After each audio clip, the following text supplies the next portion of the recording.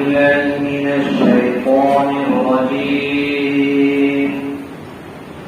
بسم الله الرحمن الرحيم. قل إن كانت لكم الدار الآخرة عند الله خالصة من دون الناس فتمنوا الموت إن كنتم صادقين ولن يتمنوا أبدا بما قدمت أيديهم والله عليم بالظالمين. ولتجدنهم أحرص الناس على حياة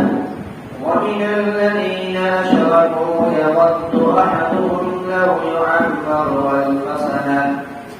وما هو بمزحزحه من العذاب أن يعمر والله بصير بما يعملون. قل من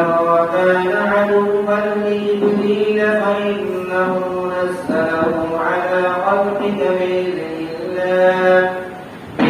الله مصدقا لما بين يديه هدى وبشرى للمؤمنين. من كان عدوا لله وملائكته ورسله وجبريل وميكال فإن الله عدو للكافرين.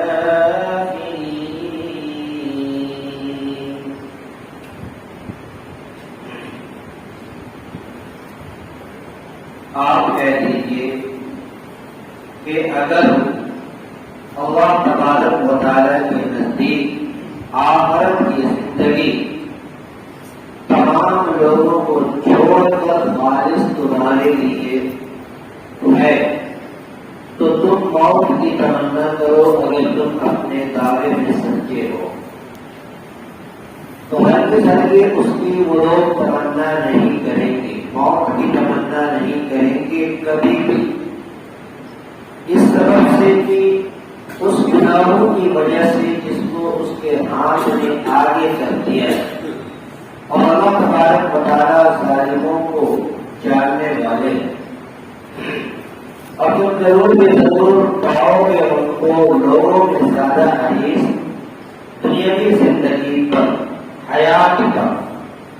اور ان لوگوں سے بھی زیادہ حریص جن لوگوں نے شرک کیا. ان میں کا ایک چاہتا ہے کہ ان کی عمر 1000 سال ہو جائے اور انہیں اللہ کے عذاب سے نہیں ہے کوئی چیز دور کرنے والے، چاہے ان کی عمر کو معمر کر دیا جائے، لمبی کر دی جائے. اور اللہ تبارک و تعالیٰ دیکھتے ہیں ان تمام چیزوں کو جو وہ لوگ کرتے ہیں. آپ کہہ دیجیے کہ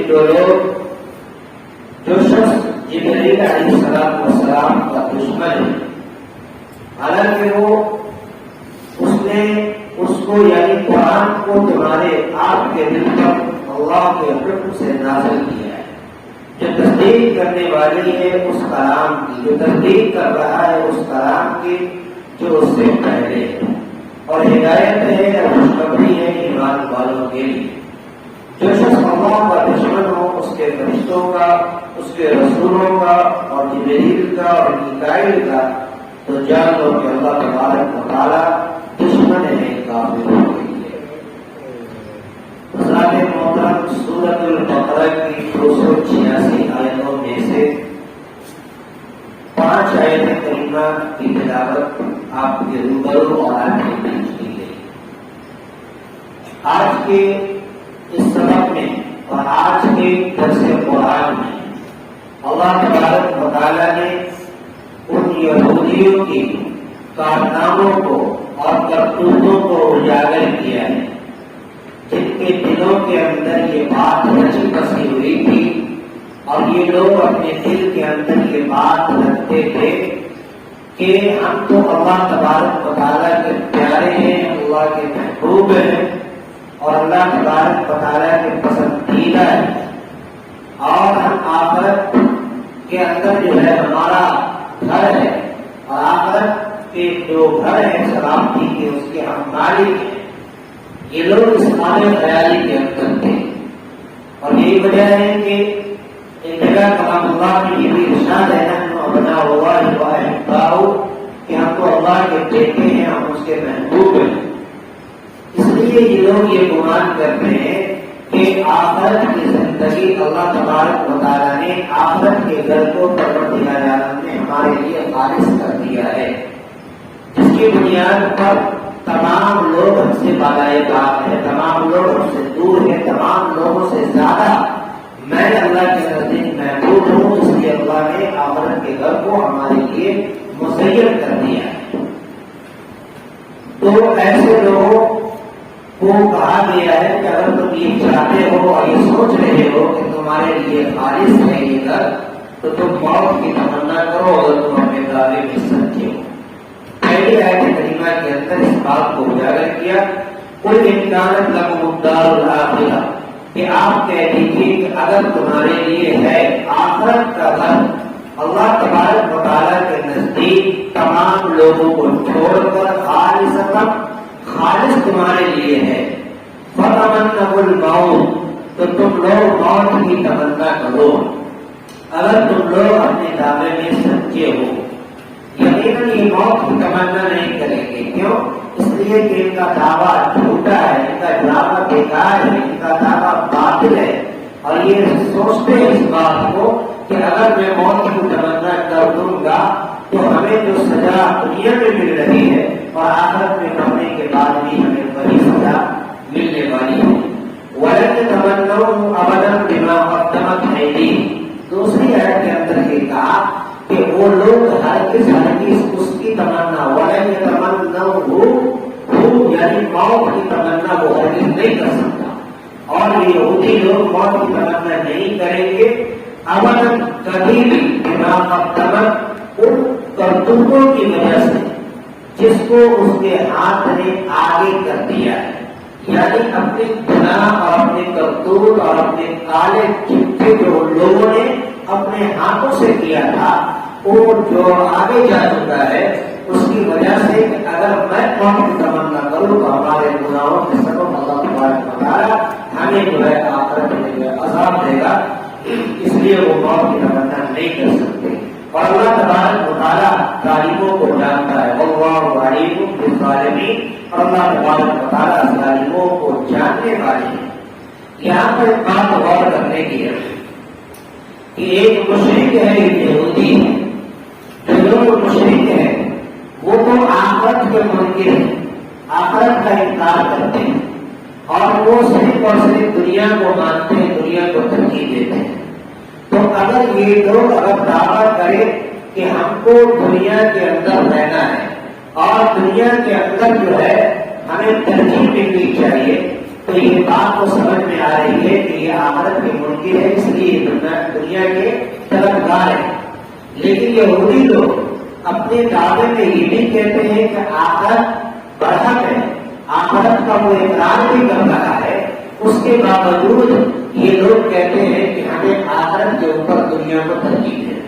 اور دنیا کو یہ لوگ مان رہے ہیں۔ تو گویا کہ اس کے اندر یہ بات سمجھنے کی ہے کہ آخر کیا وجہ ہے کہ یہ لوگ آخرت کو دنیا کے اوپر یا دنیا کو آخرت کے اوپر یہ لوگ ترجیح دیتے ہیں۔ تو اس کا مطلب یہ ہے کہ یہ لوگ بالکل اپنے دعوے میں بالکل جھوٹے ہیں اور بیکار ہیں اور ٹھوکرے ہیں، اس وجہ سے کہ یہ لوگ جانتے ہیں کہ اگر آخرت میں ہم گئے تو ہمارے کالے ٹھوکرے کی وجہ سے ہمیں کہیں نہ کہیں اس میں عذاب میں ہمیں بھگتنا پڑے گا، عذاب سہنا پڑے گا، اور بہرحال کہیں نہ کہیں اگر دنیاوی زندگی اگر زیادہ بن گئی تو اس کے اندر جتنا ہم جی لیں اور جتنا اس کے اندر جو ہے ہم کر لیں، اللہ تبارک و تعالیٰ گویا کہ یقیناً ہمیں دنیا کے اندر جو جینے کا حق دے گا۔ اگلی آیت کریمہ کے اندر یہی بات کو واضح کیا گیا، وَلَتَجِدَنَّهُمْ أَحْرَصَ النَّاسِ عَلَىٰ حَيَاةٍ وَمِنَ الَّذِينَ أَشْرَكُوا، اور ضرور کی ضرور تم ان کو پاؤ گے لوگوں میں سب سے زیادہ حریص زندگی پر، یعنی وہ زندگی کے بارے میں اس بات پر اٹل تھے کہ ہمیں زندگی اور مل جائے، ہمیں زندگی کچھ اور مل جائے تاکہ ہم زندگی دنیا کے اندر جی سکے۔ وما هو بمزحزحه ومن الذين اشركوا، اور ان لوگوں سے بھی زیادہ حریص جن لوگوں نے شرک کیا، جو لوگ مشرک تھے ان سے بھی زیادہ جو ہے لوگ حریص تھے کہ ہم دنیاوی زندگی کو ترجیح دیتے ہیں۔ یود احدهم لو يعمر 1000 سنہ، کہ انہوں نے کہا ایک چاہتا ہے کہ ان کی عمر 1000 سال کی ہو، 1000 سال کی عمر ہو۔ وما هو بمزحزحه من العذاب ان يعمر، تو گویا کہ اگر ان کی عمر کو معمر کر دیا جائے، لمبی کر دی جائے، اگر ان کو زندگی دے دی جائے تو یہ زندگی جی لینا اللہ تبارک و تعالیٰ کے عذاب سے یہ عمر ان کو بچا نہیں سکتی، اور ان کو زندگی اور یہ زندگی جو ہے ان کو اللہ تبارک و تعالیٰ کے عذاب سے دور نہیں کر سکتی۔ وما هو بمزحزحه، تو نہیں ان کو کوئی چیز دور کرنے والی من العذاب، اللہ تبارک و تعالیٰ کے عذاب سے، ان يعمر، یہ کہ ان کی زندگی کو اور بڑھا دیا جائے۔ زندگی بڑھ بھی جائے تو یہودی لوگوں کو ان کے کالے کرتوت کی وجہ سے، کالے چٹے کی وجہ سے اللہ تبارک و تعالیٰ یقیناً جو ہے اللہ کے عذاب سے بچانے والے نہیں ہے۔ اور اللہ بصیر بما یعملون، اور اللہ تبارک و تعالیٰ دیکھنے والے ہیں ان چیزوں کو جو وہ لوگ کرتے ہیں۔ تو گویا یہاں پر وہی بات ہے کہ یہ لوگ آخرت کو، یعنی آخرت کو ماننے کے باوجود بھی زندگی کو ترجیح دیتے ہیں اور مانتے ہیں کہ میری عمر جتنا بڑھ جائے اتنا ہم دنیا میں عیش کر لیں گے، اور کل قیامت کے دن آخرت میں تو ہمیں کالے کرتوت کا کارنامہ اور بھگتنا پڑے گا، سزا بھگتنی پڑے گی۔ اس وجہ سے گویا کہ اپنے دعوے میں اور اپنے جو ہے اس دعوے کے اندر باطل ہے، جھوٹے ہیں، بیکار ہے۔ قل من كان عدوا لجبريل فإنه نزله على قلبك بإذن الله۔ آخری کی دو آیت کریمہ کے اندر یہ بات کہا گیا کہ یہ لوگ یہودی جو لوگ اپنے اندر دشمنی رکھتے تھے اور وہ اللہ تبارک و تعالیٰ کے، جبریل کے اور جو فرشتے ہیں ان کے دشمن بنتے ہیں۔ جبریل علیہ السلام کے دشمن کیوں بنے، اس کے بارے میں لکھا ہے کتابوں کے اندر۔ حضرت احمد سعیدی رحمۃ اللہ علیہ انہوں نے اپنے مکتوبات کے اندر ایک بات لکھی ہے، اہل تصوف میں ایک ایسا فرقہ ہے جسے غراب کہتے ہیں، اور وہ غراب اس کا فرقے کا یہ ماننا ہے، یہ عقیدہ ہے کہ حضرت علی اور حضور اکرم صلی اللہ علیہ وسلم کے جو روح تھے دونوں ایک دوسرے کے اندر جو ہے مشابہت رکھتے تھے، ان دونوں کی شکل و شباہت جو ہے ایک دوسرے سے مشابہت رکھتی تھی، جس کی بنیاد پر غلام کہتے ہیں کبے کو۔ اس طریقے سے ایک کبا دوسرے کبے کی شکل اختیار کرتا ہے، اسی طریقے سے غلامیہ جو فرقہ ہے اس کا یہ عقیدہ تھا کہ حضرت علی کی شکل حضور سے اور حضور کی شکل حضرت علی سے ملتا تھا، جس کی بنیاد پر جب اللہ تبارک و تعالیٰ کے حکم سے نبوت لے کر کے آئے تو، اور جو احکامات لے کے آئے، جو پیغام لے کے آئے، تو ان کو دینا چاہیے تھا حضرت علی کو، انہوں نے غلطی سے دے دیا، نعوذ باللہ۔ نبی علیہ السلام کو یہ عقیدہ تھا ان کا، گویا اس زمانے میں پایا جاتا ہے کہ نہیں وہ فرقہ، لیکن یہ حضرت احمد سعیدی رحمۃ اللہ علیہ نے کتاب اپنے مکتوبات کے اندر لکھا ہے۔ تو اسی آیت کریمہ اسی بات کی طرف اشارہ ہے کہ جب حضرت جبریل علیہ السلام قرآن پاک اور احکامات لے کر کے آ رہے تھے اور آپ علیہ السلام کے قلوب پر، آپ کے دل پر اللہ کے کلام کو جب اتارا تو ان یہودیوں کو جو ہے جلن ہوا، ادھر محسوس ہوئی تو ان کو نہیں دینا چاہیے، اس وجہ سے وہ حضرت جبریل سے دشمنی کر لیا اور کہا قل من كان عدوا لجبريل، کہ آپ کہہ دیجیے کہ جو شخص جبریل کے دشمن ہیں فإنه نزله، بلا شبہ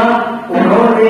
نازل کیا آپ کے دل پر، علی قلبک، آپ کے قلب پر، بإذن اللہ، اللہ کے حکم سے،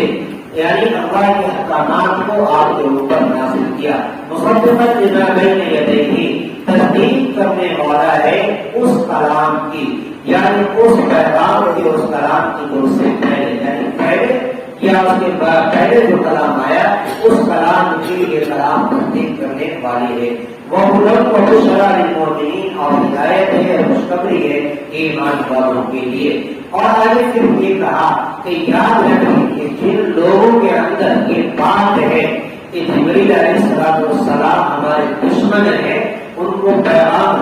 طرف لا کر کے دینا چاہیے. تو انہوں نے پیغام جو ہے اپنے نبی حضور علیہ السلام پر لا کر کے انہوں نے دیا. تو اللہ تبارک و تعالیٰ ان کو یہ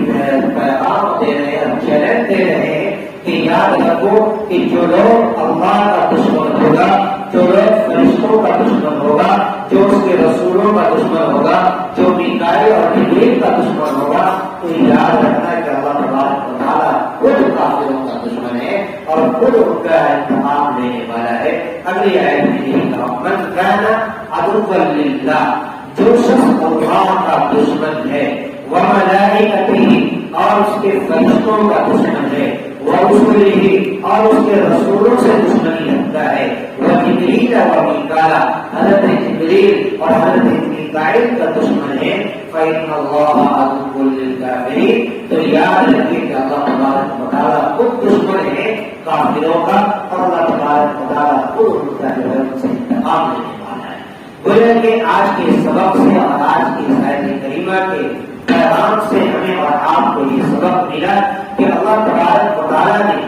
جو بات قرآن کے اندر اتارا ہے اور جو بات اپنے نبی علیہ السلام کے ذریعے سے ہمیں پہنچایا ہے, یقیناً ان تمام باتوں پر ہمارا اعتقاد ہونا چاہیے, ایمان ہونا چاہیے.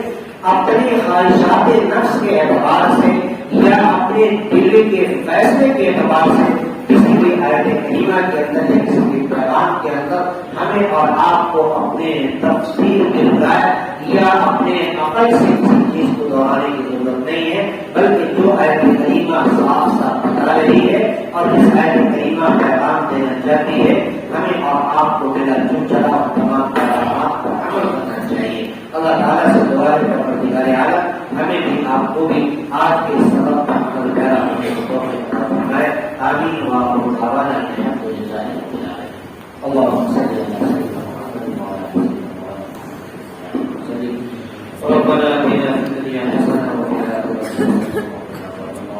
يا إله العالمين يا رب الكريم والكريم والله على رحمك رب العالمين. اے اللہ, اے مولا کریم والله علم, اے اللہ, آج کے درس قرآن جو پڑھا گیا ہے اس میں جو بھی خدائیاں خانیاں ہو گئی ہیں, اے اللہ خبر سے معاف فرما. اے اللہ مولا, جو بات کہی گئی ہے اور قرآن مفہوم کو واضح کیا گیا ہے, اے اللہ تمام پیغامات پر سبوں کو عمل کرنے کی توفیق عطا فرما. اے اللہ, اے اللہ, تو علیہ السلام نے جن پیغام کو لے کر آئے, مولا تمام پیغامات پر بلا نجات سبوں کو عمل کرنے کی توفیق عطا فرما. اے اللہ, آج کی اس درس میں, آج کی قرآن میں, آج کی کوشش میں جتنے لوگوں نے شرکت کی, مولا سبوں کو قبول فرما, سبوں کو منظور فرما. اے اللہ, قرآن کی عصمت ہم سب کے دلوں میں محفوظ فرما. قرآن فرمودات پر اے اللہ ہمیشہ ہمیشہ زندگی عمل پیدا ہونے کی توفیق عطا فرما. اے اللہ, اس طرح سے قرآن کو, اہل سبق کو ہم سب کے لیے قیامت میں نجات کا ذریعہ بنا. اے اللہ, ہماری دعاؤں کو اپنے حبیب پاک صلی اللہ علیہ وسلم اس پر خیر قبول عطا فرما. ربنا تقبل منا انك انت السميع العليم وتب علينا انك